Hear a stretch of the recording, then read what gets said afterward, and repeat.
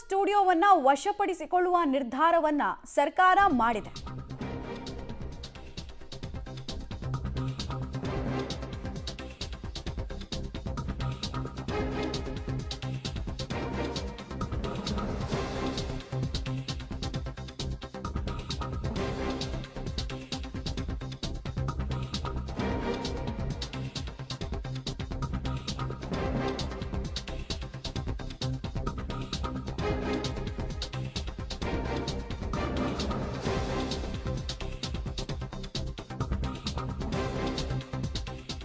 Abhiman studio Vishnuvardhan ಅವರ ಸಮಾಧಿ ವಿವಾದ ಏನಿತ್ತು, ಇದಕ್ಕೆ ಸಂಬಂಧಪಟ್ಟಂತೆ ಅಭಿಮಾನ್ ಸ್ಟುಡಿಯೋ ಜಾಗವನ್ನು ವಶಕ್ಕೆ ಪಡೆಯೋದಕ್ಕೆ ಆದೇಶವನ್ನು ಕೊಡಲಾಗಿದೆ. ಬೆಂಗಳೂರು ಡಿಸಿಗೆ ಸೂಚನೆಯನ್ನ ಅರಣ್ಯ ಇಲಾಖೆಯ ಡಿಎಫ್ಒ ಕೊಟ್ಟಿದ್ದಾರೆ. 20 ಎಕರೆ ಪ್ರದೇಶದಲ್ಲಿರುವಂತಹ ಅಭಿಮಾನ್ ಸ್ಟುಡಿಯೋ ಇಲ್ಲಿ ಪದೇ ಪದೇ ನೋಟಿಸ್ ಕೊಟ್ಟಿದ್ರು ಕೂಡ ಕೆಲ ಷರತ್ತಿನ ಆಧಾರದ ಮೇಲೆ ಭೂಮಿ ಮಂಜೂರಾಗಿದ್ರು. ಆ ಷರತ್ತನ್ನು ಉಲ್ಲಂಘನೆ ಮಾಡೋ ಕೆಲಸ ಆಗಿದೆ. ಹೀಗಾಗಿ ನಾವು ವಶಕ್ಕೆ ಪಡಿತಾ ಇದ್ದೀವಿ ಅಂತ ಆದೇಶವನ್ನು ಕೊಡಲಾಗಿದೆ.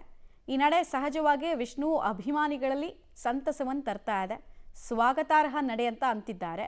ಬಟ್ ವಶಕ್ಕೆ ಪಡೆಯೋದಕ್ಕೆ ಕೆಲ ಟೆಕ್ನಿಕಲ್ ಅಂಶಗಳು ಕೂಡ ಇಲ್ಲಿ ಮುನ್ನೆಲೆಗೆ ಬರ್ತಾ ಇದೆ. ಲಾಸ್ಟ್ ಟೈಮ್ ಎಲ್ಲ ಕೋರ್ಟು ಕಚೇರಿ ಅಂತೆಲ್ಲ ಹೋದಾಗ ಅಭಿಮಾನ್ ಸ್ಟುಡಿಯೋ ಅಂದರೆ ಯಾರು ಮುಖ್ಯ ಪೆಟಿಷನರ್ ಇದ್ದಾರೆ ಅವ್ರ ಪರವಾಗೇ ಇಡೀ ಕೇಸ್ ಹೋಗಿತ್ತು.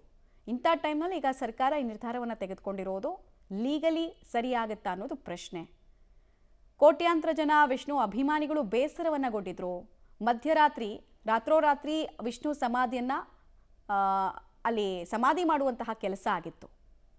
ಸೊ ಇದು ಬಹಳಷ್ಟು ಆಕ್ರೋಶ ಕೂಡ ವ್ಯಕ್ತ ಆಗಿತ್ತು. ಚಿತ್ರನಟರು ಧ್ವನಿಯನ್ನು ಎತ್ತಿದ್ರು.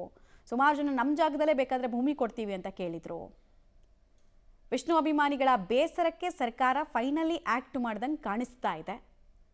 ಬಟ್ ಇದು ಮುಂದಿನ ಹಂತಕ್ಕೆ ಯಾವ ತಿರುವನ್ನು ಪಡ್ಕೊಳ್ಳುತ್ತೆ ಅನ್ನೋದನ್ನ ನೋಡಬೇಕಾಗತ್ತೆ. ಬೆಂಗಳೂರು ಡಿಸಿಗೆ ಅರಣ್ಯ ಇಲಾಖೆ ಡಿಎಫ್ಒ ಷರತ್ತುಗಳು ಉಲ್ಲಂಘನೆ ಆಗಿದೆ ಅನ್ನೋ ಆರೋಪದ ಅಡಿಯಲ್ಲಿ ಭೂಮಿಯನ್ನು ವಶಕ್ಕೆ ಪಡೀರಿ ಅಂತ ಆದೇಶವನ್ನು ಕೊಟ್ಟಿದ್ದಾರೆ. 20 ಎಕರೆ ಪ್ರದೇಶದಲ್ಲಿ ಅಭಿಮಾನ್ ಸ್ಟುಡಿಯೋ ಇದೆ. ನಿರಂತರ ಹೋರಾಟಗಳಾಗಿತ್ತು.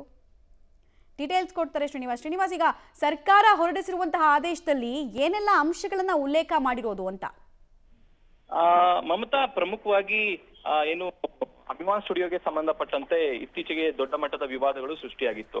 ಈಗ ಆ ಒಂದು ಜಾಗ, ಅಭಿಮಾನ್ ಸ್ಟುಡಿಯೋ ಏನ್ ಜಾಗ ಇದೆ ಅದು ಅರಣ್ಯ ಭೂಮಿ ಅನ್ನುವಂತಹ ವಿಚಾರಗಳು ಈಗ ಗೊತ್ತಾಗಿರುವಂತದ್ದು. ಬಾಲಕೃಷ್ಣ ಅವರಿಗೆ 1970ರಲ್ಲಿ ಈ ಒಂದು ಜಾಗವನ್ನ ಅರಣ್ಯ ಇಲಾಖೆ ಮಂಜೂರು ಮಾಡುತ್ತೆ. ಒಂದಷ್ಟು ಷರತ್ತುಗಳನ್ನ ಹಾಕೊಂಡು ಈ ಒಂದು ಜಮೀನನ್ನ ಮಂಜೂರು ಮಾಡಿರೋದ್ರಿಂದ ಈಗ ಆ ಷರತ್ತುಗಳು ಉಲ್ಲಂಘನೆ ಆಗಿದೆ ಅನ್ನುವಂತ ಆರೋಪದ ಹಿನ್ನೆಲೆಯಲ್ಲಿ ಆ ಜಮೀನನ್ನ ವಶಕ್ಕೆ ಪಡಿಸಿಕೊಳ್ಬೇಕು ಅನ್ನುವಂತಹ ನಿರ್ಧಾರವನ್ನ ಅರಣ್ಯ ಇಲಾಖೆ ಮಾಡಿದೆ. ಈ ಸಂಬಂಧ ಬೆಂಗಳೂರು ಡಿಸಿ ಅವರಿಗೆ ಅರಣ್ಯ ಇಲಾಖೆ ಡಿಎಫ್ ಅವರು ಸೂಚನೆ ನೀಡಿರುವಂತದ್ದು. ತತ್ಕ್ಷಣಕ್ಕೆ ಆ ಒಂದು ಜಮೀನು ಅಂದ್ರೆ ಸುಮಾರು 20 ಎಕರೆ ಜಮೀನಿದೆ, ಅರಣ್ಯ ಇಲಾಖೆಯಿಂದ ಮಂಜೂರಾಗಿತ್ತು. ಷರತ್ತುಗಳ ಉಲ್ಲಂಘನೆ ಹಿನ್ನೆಲೆಯಲ್ಲಿ ಅದನ್ನ ವಶಪಡಿಸಿಕೊಳ್ಬೇಕು ಅನ್ನುವಂತಹ ಸೂಚನೆ ನೀಡಿದ್ದಾರೆ. ಬಹುಶಃ ಡಿಸಿ ಅವರು ಆದಷ್ಟು ಬೇಗ ಆ ಒಂದು ಜಾಗವನ್ನ ವಶಪಡಿಸಿಕೊಳ್ಳುವಂತಹ ಸಾಧ್ಯತೆ ಇದೆ. ಮಮತಾ, ಶ್ರೀನಿವಾಸ್, ಏನ್ ಷರತ್ತುಗಳು ಉಲ್ಲಂಘನೆ ಆಗಿದೆ ಅನ್ನೋದು ಒಂದನೇ ಪ್ರಶ್ನೆ. ಎರಡನೇದು, ಕೋರ್ಟ್ಗೆ ಈ ಬಾಲಣ್ಣ ಫ್ಯಾಮಿಲಿ ಮತ್ತೆ ಹೋಗೋ ಸಾಧ್ಯತೆ ಎಷ್ಟು ಅಂತ? ಒಂದು ಮಮತಾ, ಅರಣ್ಯ ಇಲಾಖೆ ಭೂಮಿ ಅರಣ್ಯ ಇಲಾಖೆ ಅನ್ನುವಂತ ಆದೇಶ ಆದ್ರೆ ಅದು ಶಾಶ್ವತವಾಗಿ ಅರಣ್ಯ ಇಲಾಖೆ ಆಗಿರಬೇಕು ಅನ್ನುವಂತಹ ಸುಪ್ರೀಂ ಕೋರ್ಟ್ ಆದೇಶ ಇದೆ.